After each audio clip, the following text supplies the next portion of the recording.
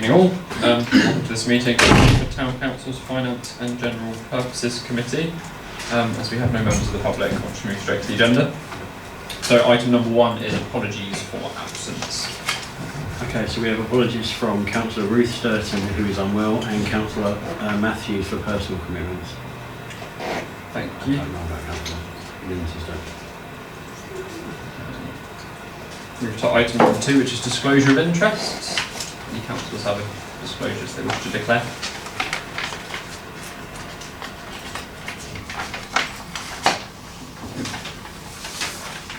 We'll move to item number 3, which is public participation. No members of the public here tonight. So we'll move to item number 4, which is receipts, payments and bank reconciliation reports for September, October and November. Would the officers like to introduce this item? Okay, yeah. This is the standard report advising of the receipts, payments and bank reconciliations for the prior months. This report relates to September, October and November. I'm happy to answer any questions. Do any councillors have any questions they wish to ask?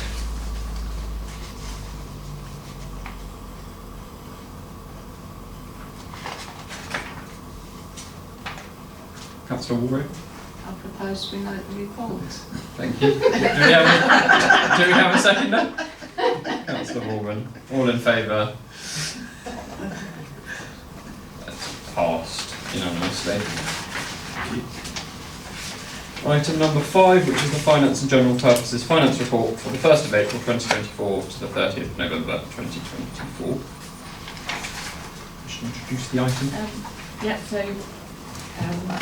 This is the income expenditure up to the end of November. Significant variances are in Appendix B. Well, hopefully everything's explained, but if you need to answer any other questions, then please ask. Anybody have any further questions?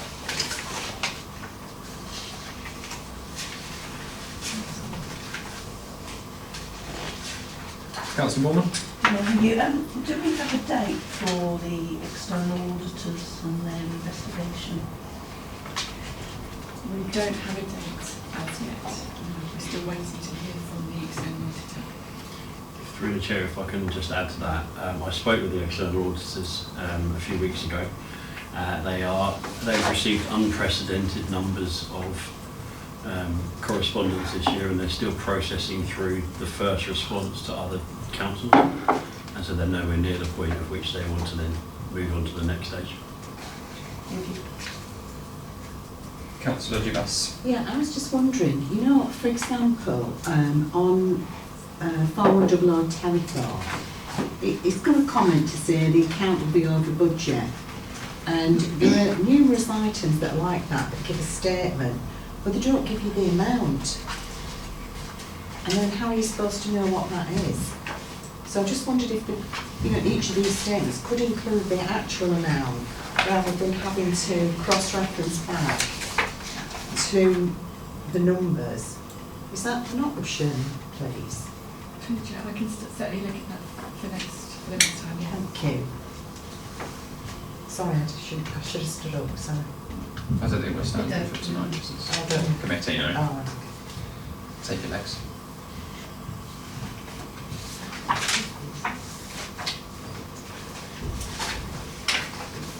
Any other comments or questions? Councillor Wimouth? I just wanted to comment on 4050 about the rent for these premises. Were we aware that because the rent has been the increase has been backdated, hasn't it? Were we aware of that beforehand? Or has it just sort of, and are they going to sort of improve the issues like the radiators not having thermostats and loose windows and things flapping in the breeze? There are quite a lot of things that are suboptimal on this property. Yeah. So. Go ahead. Yeah. That's my train of thought now. But yeah, we weren't aware that that's what they were going to do. But they did email, and we did contest the fact that they could have, why did they backdate it? But they've come back with solicitors' advice suggest that they can do that. So unfortunately we did have to pay the backdated rent. And I don't think that the actual issues within the building should affect the rent, unfortunately. So we have to, but we are going to try and discuss that with them. I think Izzy's on the case. Yeah, I think that's important, yeah.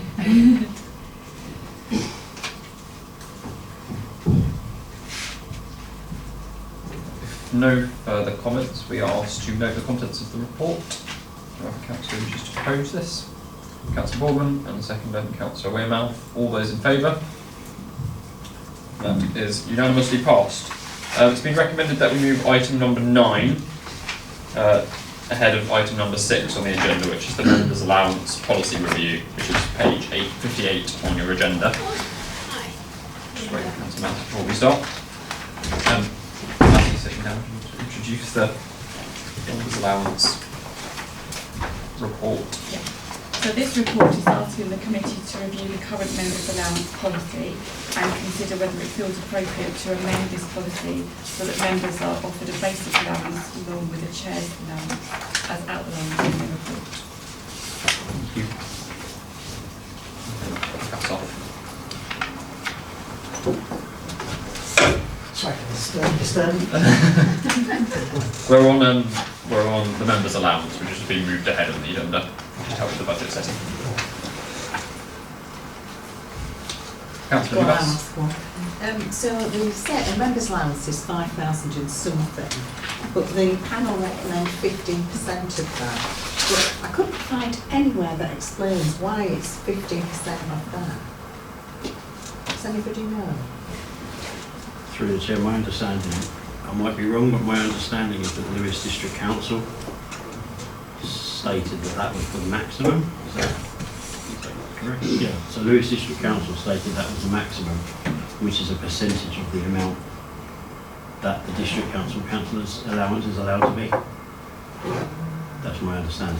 Yeah, but do they, that still doesn't explain why they've come to that decision of 15%. I think maybe through you, Chair, just to say, we haven't asked for a breakdown. We could ask for a breakdown of how they've reached 15% if the committee feel that would be helpful for full council to have when considering in January, but we haven't asked for a breakdown. No, I don't know if other people want to know. Can I just come through on that? So when I was at Lewis District Council, obviously it came to council, the independent reviews and everything, and part of it is the fact that town and parish councils are a lot smaller in money they receive and need, so there's less for them to do. They have less, they don't have sort of the bin waste and the refuse and things and that, so they only require a small amount of that allowance, which is why the independent panel review recommended that 15%. Oh, right, okay, yeah, okay, thank you.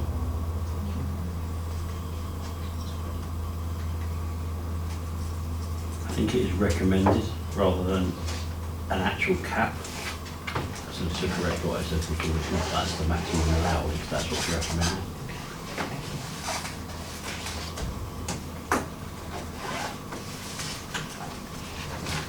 Councillor Weber. I think my concern is how this would appear to residents if we are discussing a precept setting in relation to this. I do worry that it may look like we are recommending payment for ourselves at a time when we know everyone is very hard up. Some people are much more hard up than others. And that I do worry how this might affect our reputation or motivation as councillors. But I also accept that some of the jobs, particularly the mayor's role, is very demanding. And the closer I get to these kind of roles, the more I see just how much time every week is taken up with these things. So I can see that there are, if you like, arguments pro and against, that it may well, if there isn't any remuneration, it could well put off worthy candidates because they could well have expenses, childcare, etc., that would put worthy candidates off being able to do this. But I also feel uncomfortable, particularly at a time when we may be looking at a significant rise in the precept. So certainly I would think that whatever we do not backdate it to May 2024. We should look at this from May 2025 at the earliest, because I think it would not be a good optic for us if we were seen to be remunerating ourselves at what is a very difficult time for our residents. Councillor Wimmer. Councillor Buchanan. Thank you, Chair. Which other local town councils take their allowances? Do we know? Sorry. Which other It's in there, town? 5.3. 5 point which? 5.3, page 64.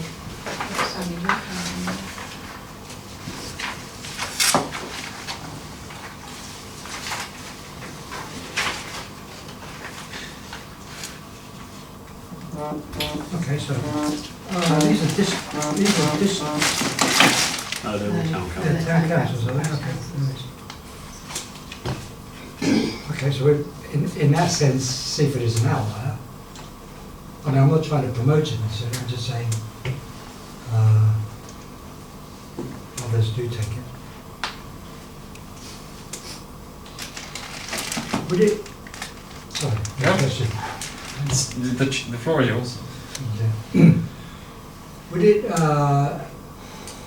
improve the chances of people wanting to stand for local council, town council, if such a thing was in place? I mean, it's not a huge amount of money, but in real terms. This is subjective. I'm sorry, I don't know the answer to that. I mean, I think that there is an area, there's an agenda around whether or not paying it precludes possible candidates who couldn't afford to do the role if they didn't get some allowance. But I couldn't tell you the size of that or how that relates. In addition, there's not likely to be another election until 2027 in any case, and so we're way off that. We're talking about £750 a year, presumably. Councillor Matthews, did you? I wasn't planning on saying anything necessarily, but I think on that note, I think it's really important we don't include anyone from standing as a councillor or becoming mayor. I know from my family experience, having the allowance was actually helpful, because my dad used to be a councillor and he used to drive around loads, and yeah, but that paid, he was able to claim mileage for that. That was important when he was bringing up 3 lads. So yeah, so I'm quite in favour of it actually. I think it's really important that it does come in. Whether it comes in for May 25, I didn't stand with the aim of having an allowance, so whether we do it for May 27 or I'm happy to look at it further down the line, but I do think the idea of having an allowance is really important. Councillor Matthews. If I may just add a few comments of my own. Firstly, the local government reorganisation might impact the nature of the role of a town councillor, which is looking inevitable to be coming to our area in the next few years. And in addition to that, the points that Councillor Wearmouth made around increasing or taking allowances at a time when we're asking potentially residents to give more, I wouldn't feel particularly comfortable with. But there is a big argument for increasing the amount of people that can become councillors. So if this were to be introduced, I would want it to be at the end of our term, like May 2027. Is what I would propose. Councillor Warren? Yeah, I mean, I did bring this up at the start of this new administration, because at each new administration we've always put it to full council if councillors would like to, have an allowance, and each time it's been voted against, and that's the end of the story. I mean, if this had happened at the beginning of this administration, I think, you know, you could warrant it, but now we're halfway through, and like Councillor Wearmouth has said, and how much we're going to put up proposing to put up the precept, I do feel uncomfortable, because you know, I can see both sides of the argument, but I do feel, you know, sort of going, I think it's something that should have happened at the beginning of this administration, and then I think it should wait to the next administration now, personally. Councillor Bowman? Thank you. Yeah, I agree with Councillor Walraven. We all knew when we came into this that we weren't getting allowance, and I don't think this administration should be taking the allowance, especially as it's been said that this time of year when sort of all council taxes are going up and things, and people are struggling and finding it hard. So I think it should go to maybe that first May council meeting for a new administration to decide whether for their administration they want an allowance and not be putting it forward for this year. Councillor Matthews? Yeah, sorry, just on Councillor Bourne's point, I think my worry would be that we give it over to the new administration to make that difficult decision. I'm happy to kind of make a decision for May 27 whilst I'm in office, so it's there to start with, and people know and can apply to become councillors, knowing that funding is in place. And I think that's really important, and I don't know whether it's possible to vote on it be changing from May 25 to May 26 or May 27, but I'm happy for it to come to full council. I think there's an appetite for it within the council to vote it through. I think we just do it and get out of the way. Councillor Dugas? I'd suggest that we defer it and let the next administration vote on it. But if there was a view to paying something, I would say just pay the chairs, because it is difficult getting a chair, and it isn't it isn't an added piece of work. So if anything, I would say the chairs could get remuneration, but I personally wouldn't be improving the allowances. You don't have to claim for it. You can it's there if you need it. That's the point, I think. Can I just say, this is nearly 1.5% of a budget for the precept of going up if it goes through. We need to be looking at how we can keep our budgets low, not going up huge amounts for residents. We don't know what's going to happen next year. There might be projects or there might be things that suddenly happen, and we need to put it up to cover that. So we can't be saying, oh, let's put this in maybe for next year or the year after. Let's look at it at the time to see whether we can afford it and not increase the precept too much. Is this figure included in the precept number that's been reported? It is. Yeah, so it would reduce the precept. Yeah, to Okay. 12.9%, 12.98%.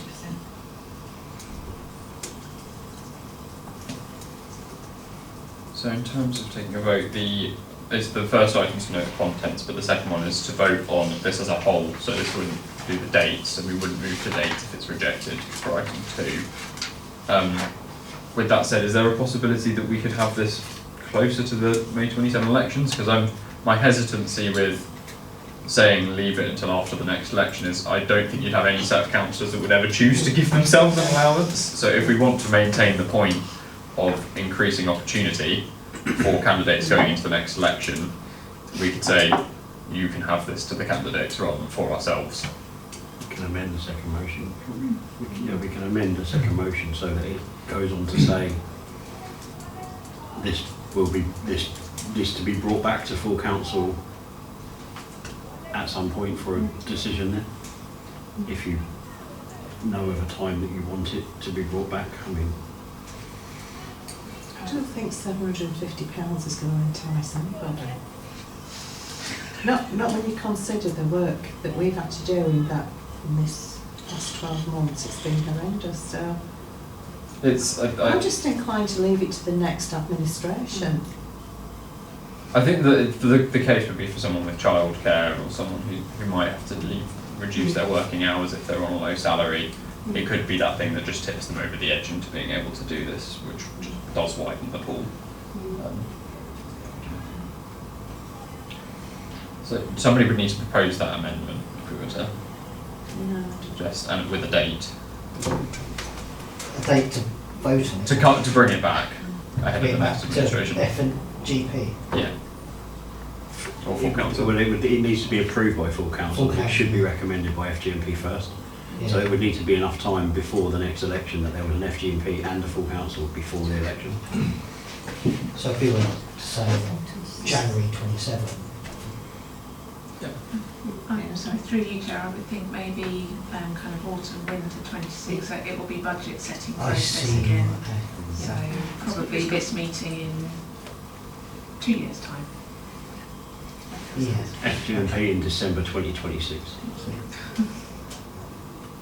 Yeah, what George said. That'd be like for my amendment to, yeah, bring it back to F and GP Thank you. in autumn 26. For a proposer, do we have a seconder? Councillor Wearmouth? Do you want? Vote on the amendment first. Yeah. Do you want to say what you understand the amendment to be, Georgia, or Councillor Matthews? Yeah, sorry, if I just quickly... Yeah, of course. Okay, so the committee is proposing to agree to defer the review of the members' allowance policy until December 2026. At the latest, yeah. At the latest. So all those in favour? And that's unanimous. Thank you very much. So we are going to item number 6, which is now item number 7, which is the Finance and General Purposes Committee Draft Budget Report 25 to 26. I'd like to introduce the report. And so this report is asking the committee to comment on the draft FNPP committee budget for 25-26. The income has decreased slightly by 0.39%, with the expenditure increasing by 24.28%. The overall net requirement, expenditure that's needed, has increased by 26.21% compared to last year.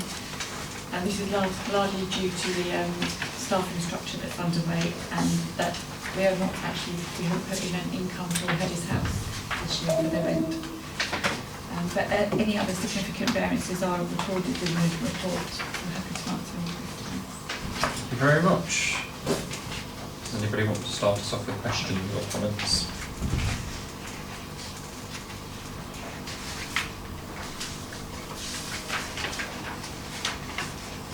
Councillor Raven? So what we've just voted on, this will reduce the increase on band D. 12.98%. 12.98%. Yeah, so obviously this includes everything else, so without that, yes, it would be 12.98%. That's the whole committee. Yeah. Thank you.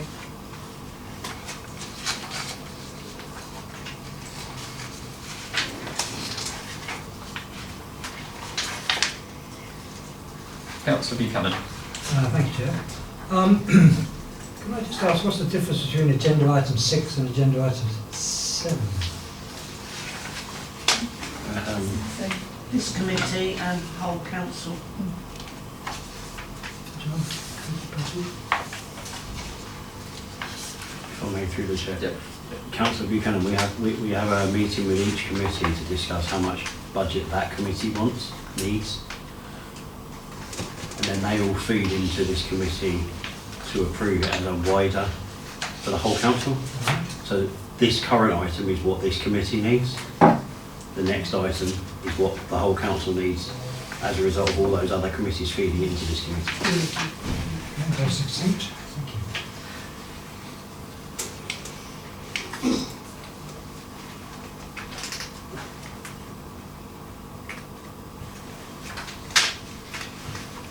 Councillor Bourne? Yeah, thank you. Obviously, it's good that we've reduced it slightly with not putting the members' allowance through and going through. I can't find anywhere we can reduce anything because obviously we've agreed at full council last week for the new staffing structure, which obviously would increase our costs. Government putting up national insurance is having a big effect on this as well. So I think actually for us this is quite a prudent budget, and I'm quite happy to propose it. Councillor Bourne? Councillor Dubas? Hi, so we asked for the Crouch Fields to be broken down, and yet it's still not broken down on this budget, so that we could differentiate between the main sports pitch and everything else, and it's been a bit of a controversy. Through you, Chair. And that's because this is the F&GP committee only. The actual report that we attach from our account system is the whole council, but we are only reporting on just the F&GP committee. So when we had the community services committee meeting recently, it was broken down in there. So I wouldn't have done it on this one because we're not reporting on anything within the community services budget. Okay, but it's still on here, so you just...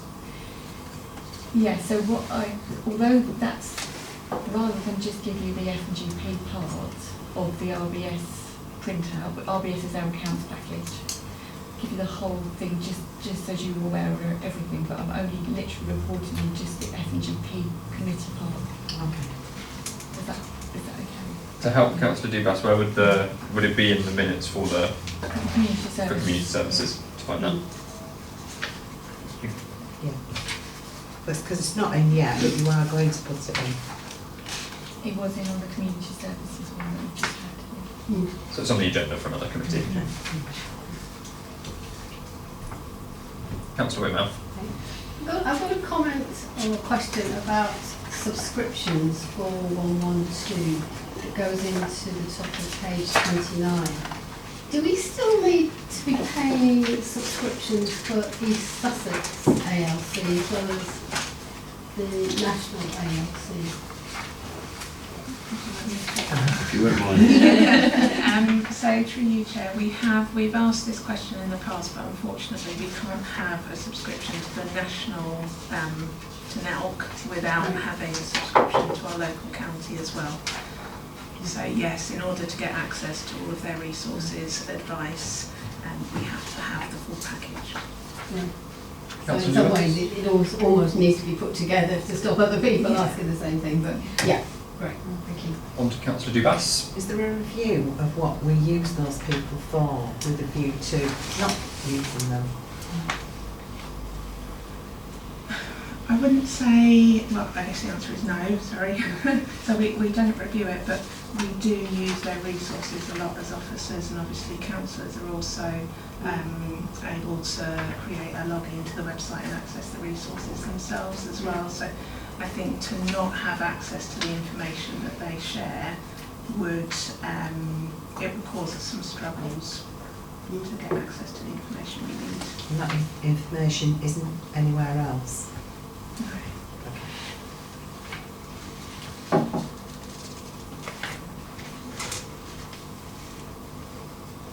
Any further comments, questions? So we were asked to comment upon the draft committee budget for 2025 to 2026, which I believe we've done, and I'll recommend the proposals from tonight to full council for the overall town council budget. So there's nothing to note. Item number 7, which is now on item number 8, which is the draft full council budget report 25 to 26. Lucy, do you want to introduce this? Yeah, so this report is asking the committee to comment on the draft full council budget and the preset requirement 25-26. The budget includes the potential cost, well, we spoke about it, included the potential cost for members' allowance, so that will now be removed. The overall income has increased by 4.6%, with expenditure increasing by 10.16%. That slightly differs now with the members' allowance being taken off. And the overall net requirement for the precept sees an increase of now 12.98%. So the significant variances, as previously mentioned, are the staffing structure that's currently underway. There was a Church Street rent we spoke about, and the South Hill Barn project that was approved at previous meeting, and that also that we've not put in the budget for rental income for Hurdy's House. So those are the main differences. Happy to answer any other questions. Thank you.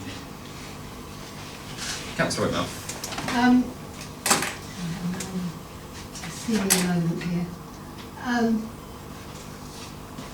No, I've forgotten. I'll come back. It was something relevant. I'll come back to you. Councillor Bournemouth or Councillor Whitmore, thanks. A couple of questions. So the tax base figure, has that gone up this year? Yes. It's improved it, so that's It has gone up. improved, Yes, yeah. yes, it has. And the other one's relating to the swimming pool. Obviously, there's a £10,000 balance that we have every single year. Yeah. How? Yeah, so this is like an ongoing agreement with Wave Leisure, LD and East Sussex, sorry, East Sussex. So three organisations, and we're all putting a third in of significant improvements to the pool. So we put in a budget of 10,000 each year, but we're not necessarily using all that. So depending on what's needed, we get asked if we're happy to contribute a third or whatever, like say the boiler replacement, something like that. But it is going to be looked at next year as to whether we still want to do this. But until that time, we've still been put a budget in of 10,000.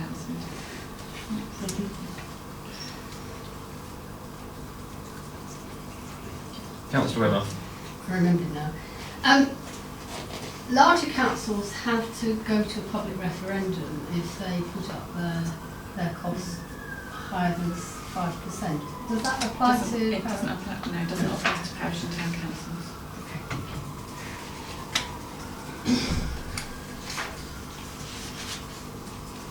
One question from me for when it comes to full council, there's the figure of what it would mean per year. When that comes to full council with the reduced changes, could we have that number amended just so we've got the accurate? What have you got that? 5.2, so £16.30 if we had the members amount. So it's £14.69. Oh, there you go. Thank you.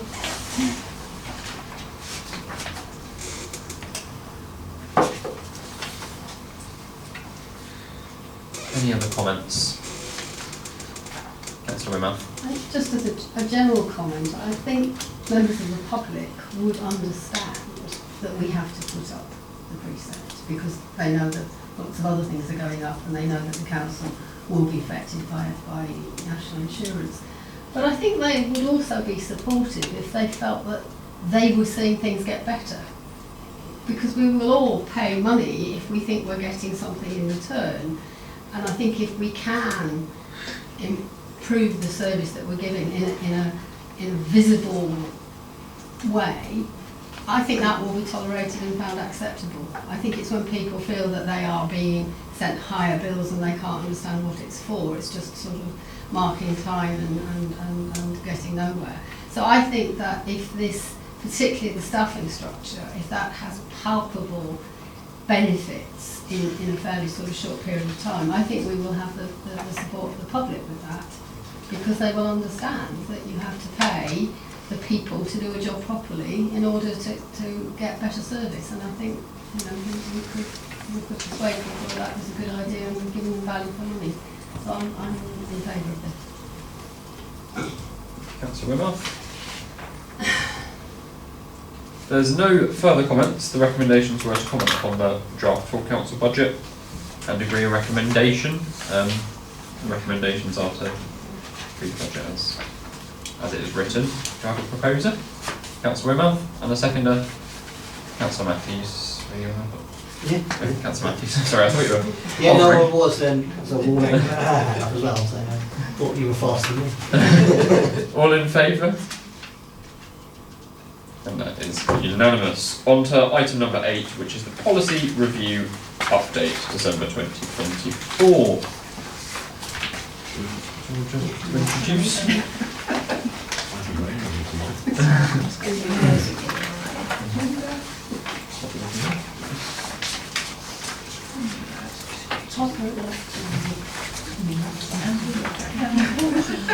Right, sorry about that. So, as committee members are probably aware, we're now doing a policy update at each of these committee meetings, just to keep you abreast of the kind of progress on policy reviews and what's planned for the remainder of the year. As the report sets out, we haven't been able to do quite as much work on the suite of policies as we had hoped, and the reasons for that are within the report.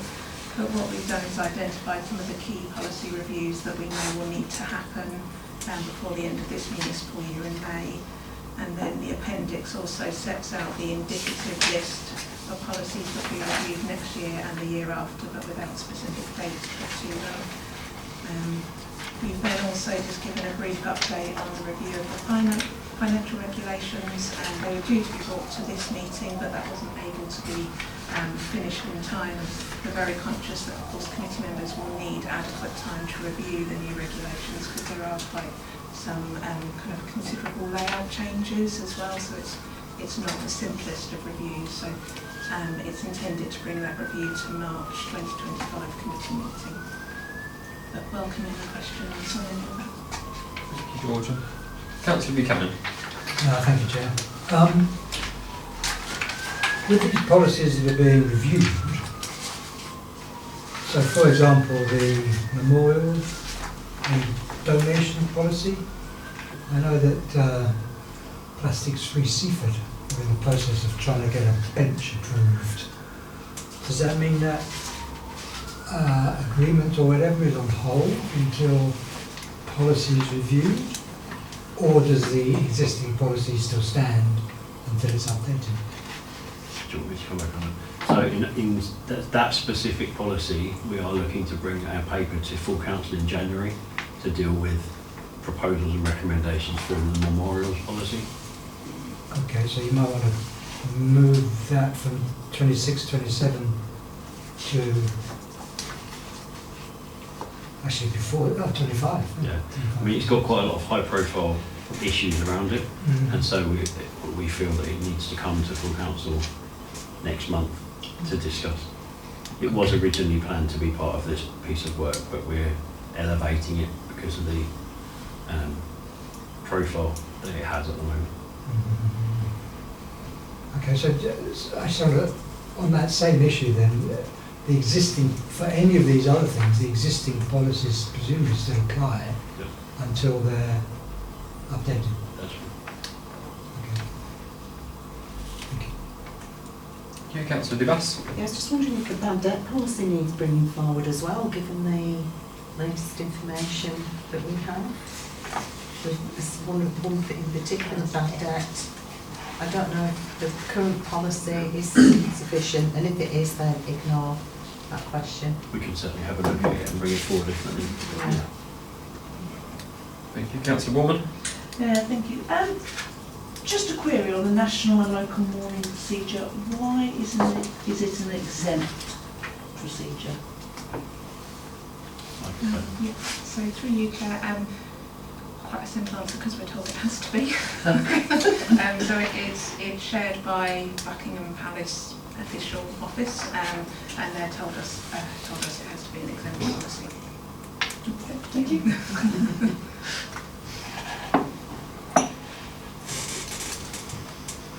Councillor Mount. I just have another comment about this memorials policy, because this comes under the aegis of community services. And applications for memorials have been suspended for over a year. There was supposed to be a memorial bench audit, so everything has stopped. And no applications are being processed at the moment. So it's quite a difficult situation, because it has to be seen to be fair to everybody, but nothing is being processed at the moment. January 2025, it might start to be discussed. But it is coming to full council, a wider because of the implications of certain cases, a wider discussion about how we move this forward is going to be discussed in a wider the full council. But it's not a question of just carrying on with the current policy. Okay. The policy has been suspended for over a year. Okay, understood, thank you. If you refer to me via the chair. Thank you. Thank you. We're asked to note the contents of the report. Any other comments? Just to add in, I do welcome this report. It's quite nice to have a clear view of what's coming in terms of policies. I felt like some of the previous ones were stuck for a while, so it's quite good to know what's coming and that it will come to this committee ahead of time. So to note the contents of the report, do I have a proposer? Councillor Dubas, and a seconder, Councillor Borman. All in favour? That again is unanimous. So we're going to item 10, which is exclusion of the press and public. So moving in accordance with Public Bodies Act 1960, that press and public will be excluded from the meeting for the next business. Do I have a proposer? Councillor Borman, and a seconder, Councillor Walraven. All in favour?